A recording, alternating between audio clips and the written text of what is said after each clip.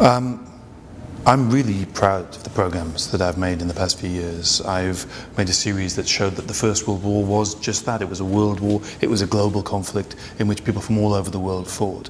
I'm very, very proud that we made a series called Britain's Forgotten Slave Owners that took a series of records that had been almost completely forgotten, other than by academics, for 150 years, and through those told the stories of enslaved people and the people who owned them. And we created a moment in which people wanted to look into their own family backgrounds and discover that the shadow of slavery was cast over their own cities, their own homes, their own companies, and their own families. And I'm very proud of my last series, Black and British, which showed that British history goes back to the Roman Empire, that black people have been here since the 4th, 5th century, and that our contribution, our place in that story is pivotal. So I know that I'm really blessed to work in TV and media. I do for my job what most people consider social fun, so that's great. But career lows are things like when you just can't put your finger on the fact that someone has judged you either by your skin colour or by what they think you're about, or they've bought into a stereotype about what they think I'm about, and sometimes that can limit your progression, or it might be working on a certain job or working on a certain role in a certain job, and they're things that you can never quite put your finger on, but you know that they exist. Occasionally they've happened, but I tend to look past it and deliver above and beyond, so it ends up not being a career low but actually a high, because you deliver above and beyond what the person wanted, and then they know that you're the right person for the job. If all you've got are more black actors and reporters telling the stories and reading the words of white people, then we haven't really got true diversity. And I think the part of diversity that we're missing is black and Asian people being able to tell their own stories in their own way.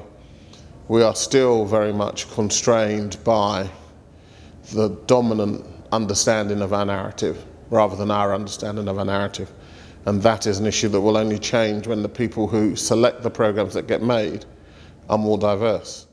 I'd be naive and stupid to say there hasn't been change and there hasn't been progress. We've seen it on screen and we've seen some of it behind the screen. I still think there's lots more room for decision makers, for commissioners, for producers, for directors, for editors, for those that can initiate change from the top. We need to see a little bit, it needs to be a little more colourful, and that's the frustration. But I think the industry is aware that there's a problem now, and it's for us to keep pushing and us to keep putting ourselves out under the spotlight. I think we need to be a bit more bolshy with it. And it's for them to stop being lazy, to come out and look. And if you don't look, if you don't know, then ask, because we're quite willing to share. We all have a number of friends in a wide variety of fields, with producers, actors, commissioners, desperate to share what they've got to offer. And it'd be just great to have the opportunity to deliver. Sometimes I just think if we were given the parameters to create stuff, especially in television and film, etc., outside of the boxes that we are put into, what would we create? It's in creating Black is the New Black for the BBC, I wanted to create something that was a vision that I had. And I wanted to create something that basically allowed us to speak and speak freely. And the great thing about Black is the New Black was, the secret behind it was that it wasn't about us being black. It was about us being British, and it was about basically two sets of people being in a relationship, the ones who are in front of the camera talking to their audience, being in a relationship with that audience and saying to them, look, this is me talking to you because basically there are some things I have on my chest that I want to get off my chest, and I would like you to listen to. Now, you may not understand what I'm saying, you may not even like what I'm saying, but please just listen. And that's what the series was about. One of my big mottos is to work for the right job, with the right people, for the right money. So I always stick by that. The right people, the right job, the right money. If the people aren't right and the job is great, I don't do it. If the money's fantastic, but I don't like the people, I don't do it. So they're the things that I would really, really advise people to do.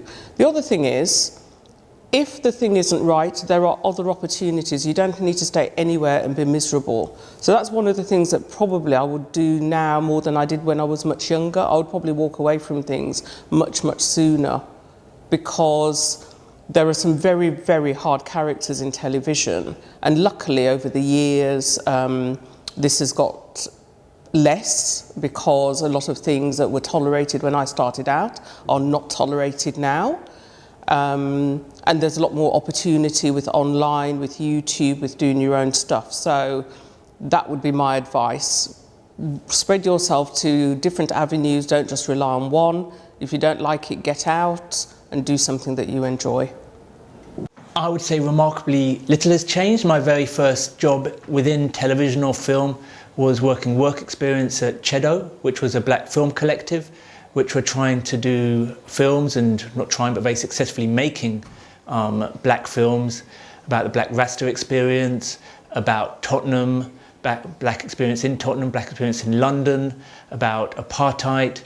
And so all the way back then, which was almost 30 years ago, people have been trying to capture the black British experience and the diasporic experience.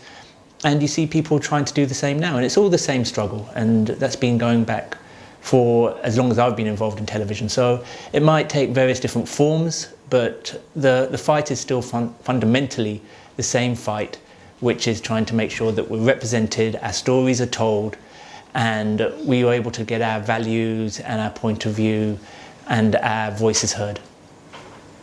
I think everyone needs to do whatever they feel passionate about, to be honest. It doesn't have to be television. I think if you're passionate about something, I think the path is probably easier. It is hard work. You know, you do sometimes have to start making tea for people before you get to be a commissioner or a producer or whatever. And I just think it's finding, everyone says it's like a cliche, find your passion and, you know, work hard. And actually, it probably is that. It's probably those two things more than anything.